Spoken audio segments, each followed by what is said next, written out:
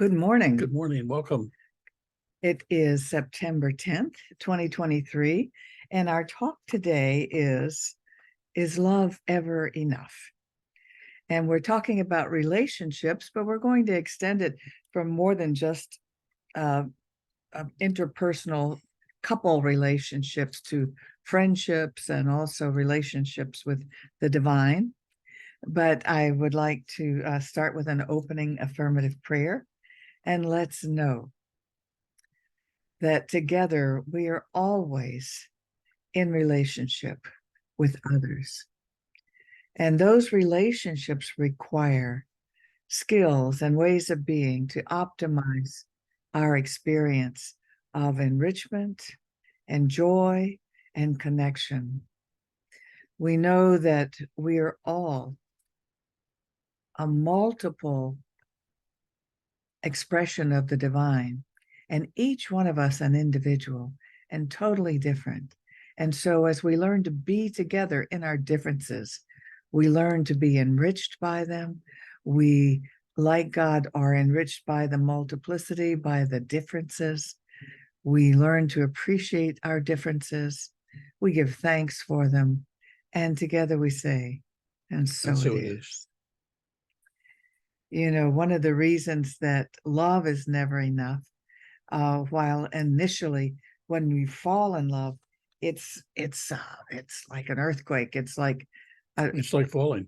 Yes, it's like falling in love. You will do anything to pursue that love. And Maya Angelou has a wonderful quote. She says, my goodness, I have light on my face and none on my paper. She says, love recognizes no barriers. It jumps hurdles. It leaps fences.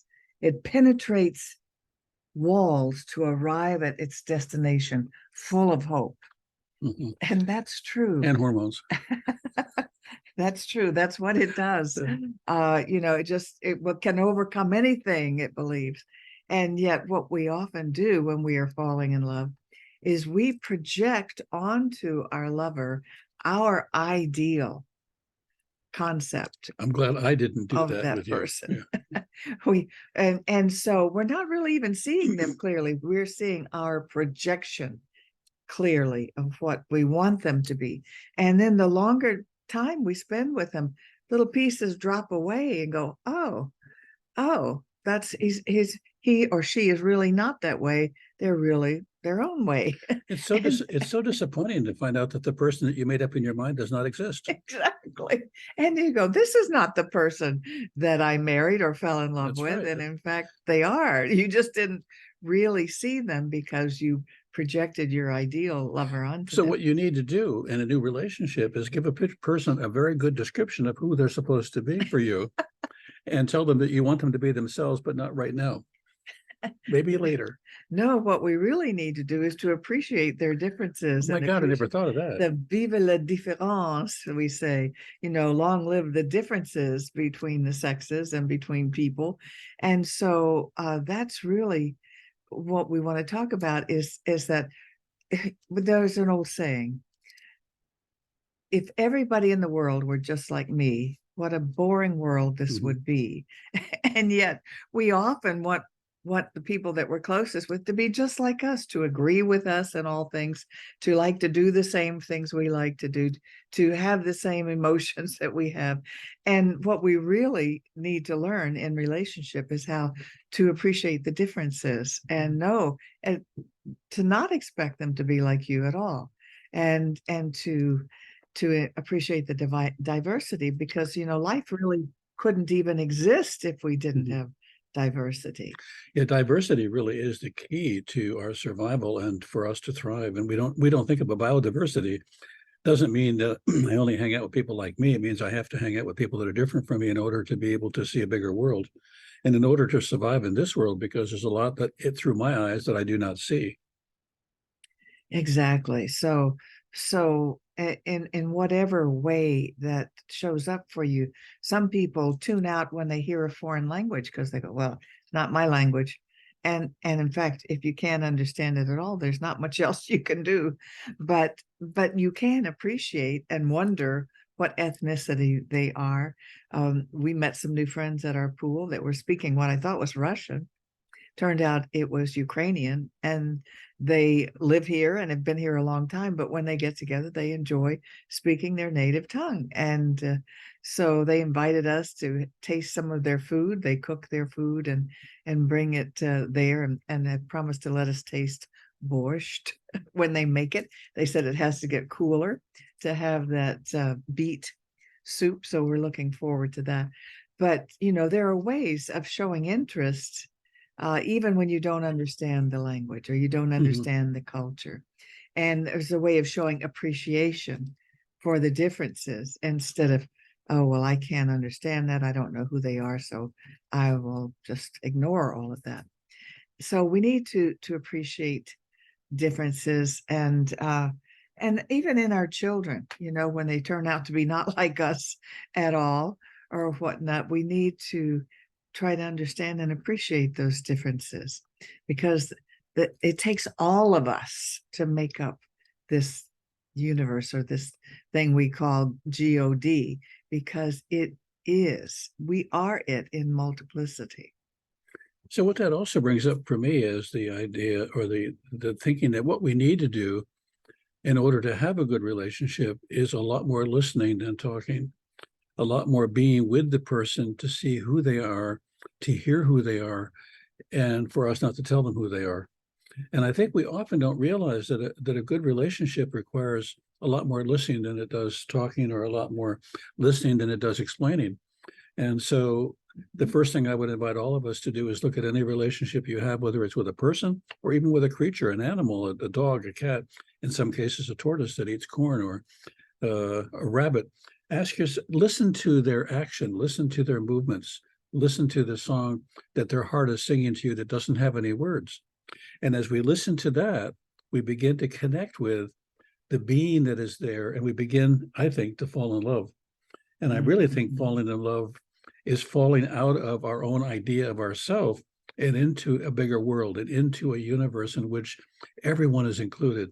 And one of the things you notice when people talk about falling in love is that they're brighter, they're sparkle, they're excited, they're more accepting of nearly everything. So they go to work after they've fallen in love, and how are you today? I'm fine. This is a terrible place to work. I know, but I love it. And what has happened to them is they have shifted their perspective into inclusion rather than exclusion. And that is so important. So this business of diversity is in part saying, how can I allow this world that is bigger than me to enter into me in a way that I can see it? And if we do that, we cannot help but feel more love toward the world and toward everybody that's in it. It's our nature to do that. Indeed. Thich Nhat Hanh was a Buddhist monk from Vietnam, and he became a big leader. He passed away in the past year or so. And he said that there are 4 elements to forming a good relationship. And as I thought about them, they sound like more like his relationship with people as a Buddhist monk than perhaps a marriage or a love relationship. But they all fit, really. He said the first thing we need is loving kindness. And isn't that the truth? The kind of love, the passionate love, can often feel like ownership and possessiveness, and has nothing to do with loving kindness. And how much better it would be if the key element with falling in love is being kind to one another, having loving kindness in all you do. And we do know that's what makes up a good relationship. And Bob and I consider that we have a really good relationship. And I do believe that kindness is always it's an essential, element. because kindness is the ability to see something that is not the way you would like it to be, and to approach it with kindness and acceptance, and do what you can to help the circumstance of the situation improve, rather than judge it or make it wrong or put it down. And one of the first flaws I see in relationships very often is that after the love begins to wear a little thinner, the passion wears a little thinner, then what shows up as a critic, and there's not much kindness in the critic. And so we need to allow less criticism, or allow more kindness and less criticism. I was surprised the first time I needed help and care. I think it's when I broke my wrist in 2014. And I was surprised that Bob was such a kind and caring caregiver when I needed help. And he said, "Why are you surprised?" And I said, "Well, I just didn't expect it." And why didn't I expect it? Because my father and my first husband were not that. And so I just projected that onto him, that men are not, kind, loving caregivers. And in fact, he was. So the loving kindness is of course important. It's important in friendships, it's important in love relationships, it's important everywhere. And of course, it's a major tenet for being a Buddhist monk. It's the relationship lubricant. And Thich Nhat Hanh helped many, many people heal of their dramas and traumas. And he did it in a very unique way. He saw horrible atrocities during the Vietnam War as a monk. And the way that he healed himself was by walking. He walked out of Vietnam into Cambodia, I think all the way to Thailand. He just walked. And he found that very healing, just being in nature and just walking. And so he ended up starting a commune type of place. It was like people could stay as long as they wanted. It was called Plum Village in France. And his therapy, and the only thing he did, is teach mindful walking. Walk it off. Which is just walking without talking, just being present with yourself and nature. And of course, nature we know is God and is healing, and people healed. There's a very important piece to that, is that walking is an activity. And we often need, when we're stressed or things are difficult for us, we need an activity. We need to move something. And if we could move something that doesn't hurt others, or we could move something that moves us closer to what it is we are and who it is we are, that course of action can really make a difference. I know for myself as an artist, very often when I sit down to draw, I am not just drawing, I'm also facing the day that has preceded that moment and looking at it and saying, what was there in it for me? How can I learn from this? How could I be a better person in each day? I can't do that just sitting there thinking about the day. Having an activity allows me to have something that I'm doing while I'm doing something in my mind. And so for a lot of people, it's meditation and prayer. And I think for me, art is kind of a meditation, but kindness, you could ask yourself, how could I pray in kindness? How could I meditate about kindness? And all by itself. And the second requirement that Thich Nhat Hanh listed in his book, How to Love, is compassion. Again, a very central tenet for Buddhists is to learn compassion for all other human beings. And calm with that word means with, and passion means feeling. And it's you learn to feel with another. We don't ever really feel another person's pain, but we've had pain. And so we can feel with them, knowing that we've had that feeling before, so we can understand what they're feeling.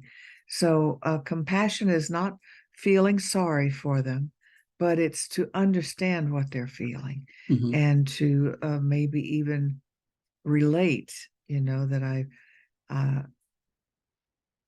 I believe I know what you're feeling. I've experienced something similar, but just to understand and not judge or dismiss. I think very often empathy opens the door to compassion.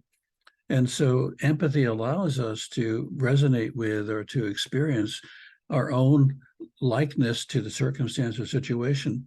And compassion allows us to care and to feel a powerful goodness about ourselves and that other person, rather than just acknowledging their pain. We see something more than pain. Compassion is, in my mind, is seeing the whole person in the midst of their pain. And empathy is allowing yourself to experience what they're experiencing and saying, and then when I feel compassion, I think, wow, to be the person who's gone through this and to have survived, I have such warmth and such caring for you. and that's compassion. That's my version of it. And it's going to be different for everyone, which is kind of what's beautiful about us, is we each have a piece of that puzzle that we can assemble, and when we do, we have a better worldview. So what's the next one? I'm excited. Oh, just one more thing I want to say about compassion. I do find when I observe my grandchildren, that some of them are more compassionate as children than the others. But studies show that we don't really develop compassion until about 21. Yeah. So, it's not to be expected amongst children in general, but I did notice some had more of it than others. But so the next thing might surprise you. And the next thing that Thich Nhat Hanh says is necessary for a good relationship is joy. And in my marriage counseling days, when I was a mental health counselor and I was seeing couples, life can get very complex and difficult. There can be a lot of struggles with finances, with jobs, with the children. Children are hard. Children are hard. And having them be happy and productive human beings can be challenging. And so it can cause a lot of strife. And what I've often told them, my people that I was counseling, is that if you are not having fun with each other, you will find other people to have fun with. And that just draws you apart. So it's important to have those date nights and just times that you set aside just for you two to have fun. Because if you don't have fun with each other, you will find fun outside with someone else, because we need that. We need that release. We need joy in our lives. So all work and no play makes you a very dull partner. And I'd like to pick up on that in our relationship with the divine, our relationship with with God, our relationship with whatever that is that you call higher than yourself. Could you bring joy to that relationship? Do you bring joy to that relationship? Or do you, okay, it's time to pray now, and let me get very serious. I need to get serious and find the right words. And I found myself last night, I started my prayer, and I do prayer work every night when I lay in bed for the first 10 or 15 minutes, sometimes longer than that, because sometimes I have a hard time getting to sleep. And I'm laying there and I thought, okay, wait a second. God, I'm having fun. This has been a great day, and I'm having fun with you. And I want you to know that I'm having fun with you, and that I think you're amazing. And what you do and how you've been in my life, and the times that you have saved me from all kinds of is extraordinary. And this is really fun. And I had the most fun prayer, the most joyous prayer I've had in a long time, because sometimes I approach it with, okay, these are the problems, God. I mean, and they're big. I mean, and only you can work on them. And we know that this relationship I have with you, God, is a lot of work, and it's going to be a lot of work, and probably deserves a little bit of penance and some guilt and some shame. And no, it doesn't.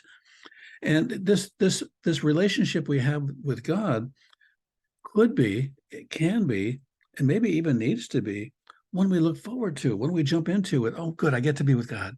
This is so good. I get to do some prayer work and meditation work, and I get to connect with something greater than me, that is in me, that I'm a part of. How good is that? I'm disappearing into prayer right now as you see me vanishing from the screen.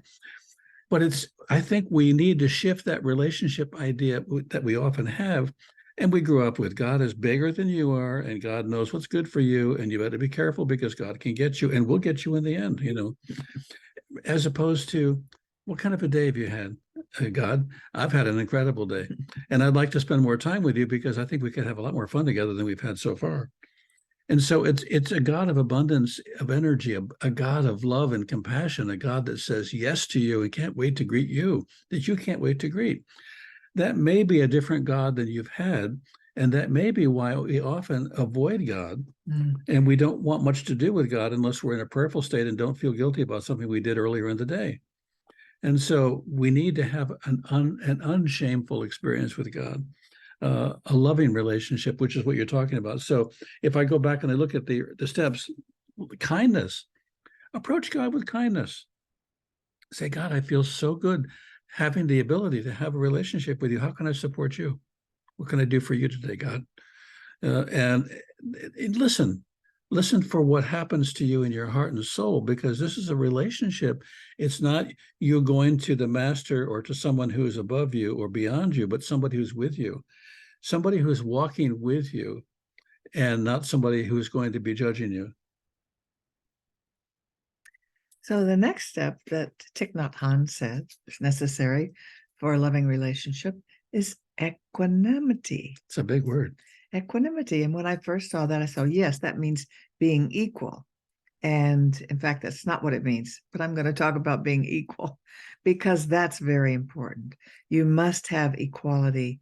And as I said, there will be so many differences. One may make a lot more money than the other. That has nothing to do with equality.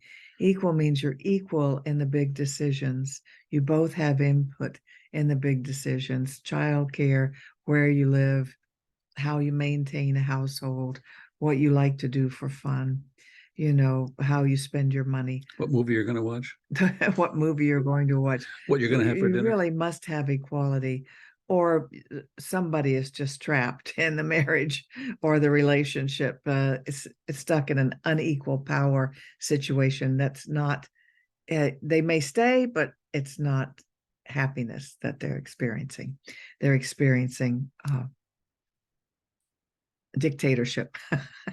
so it is very important to have equality. But I looked up the word equanimity because I wanted to make sure I had it right with equality. It's not equality at all. It comes from equal animus. You disappear when you do that. Oh, I do? Yeah. Equal animus, which means a steadiness of emotion. It means being calm when things get rough.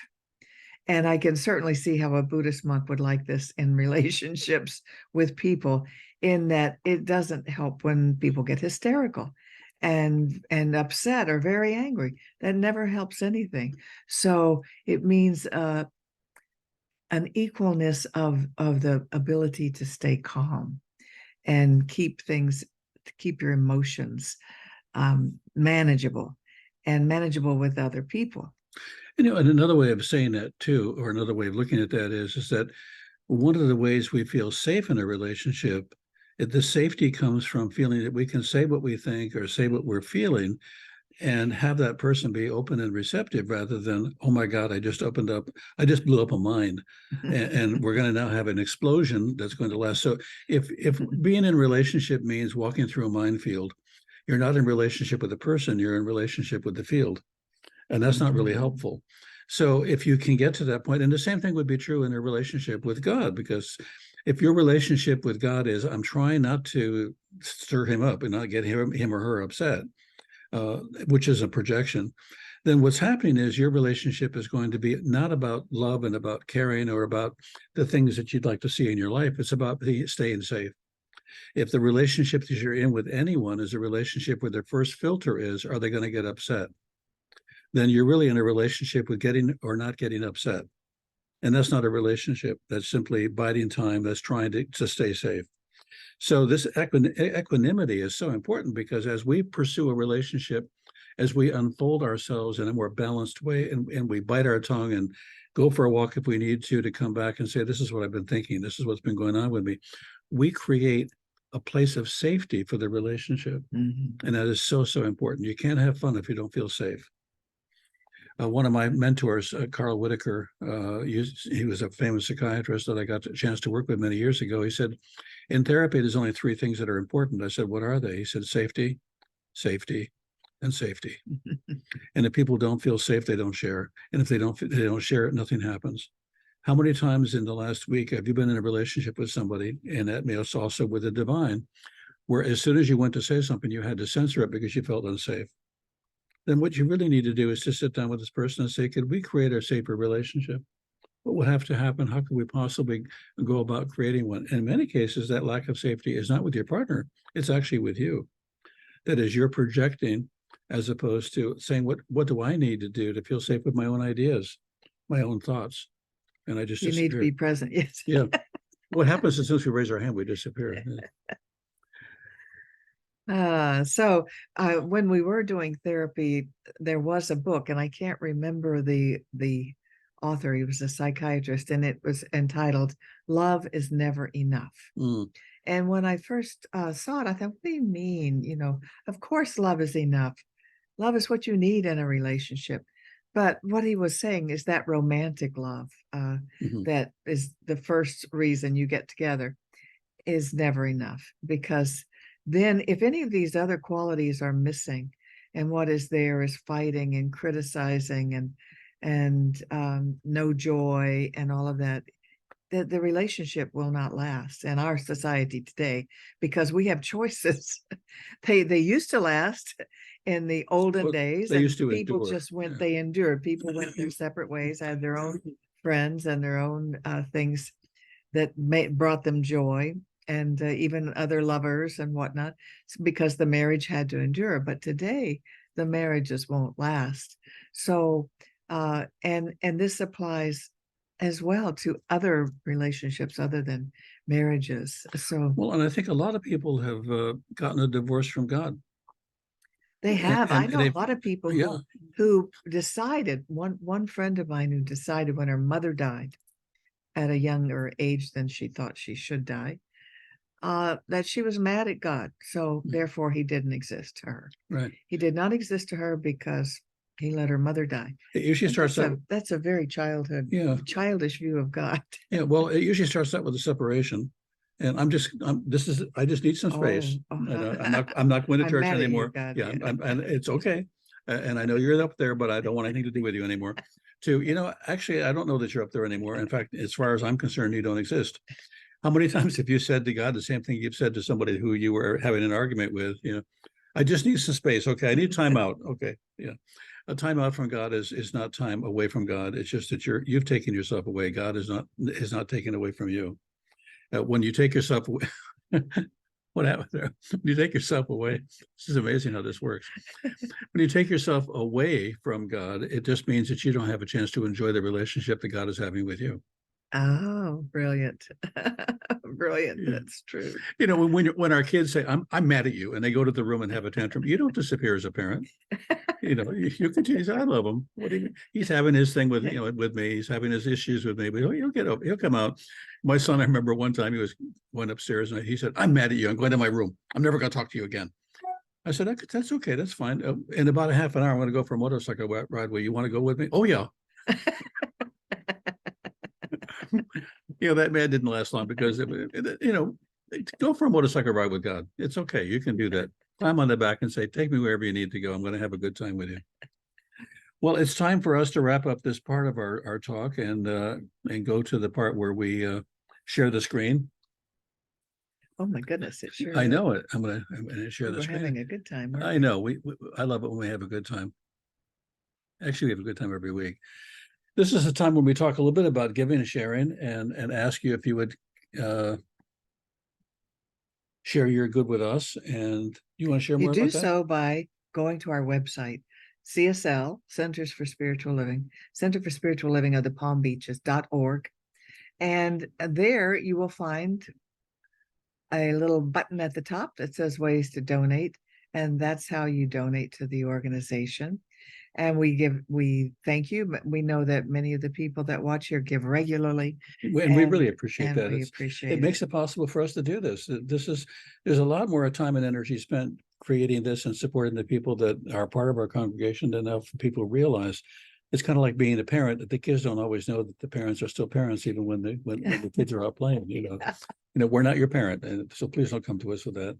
So we say this affirmation together right now because it is an investment in your own spiritual well-being to participate in this way.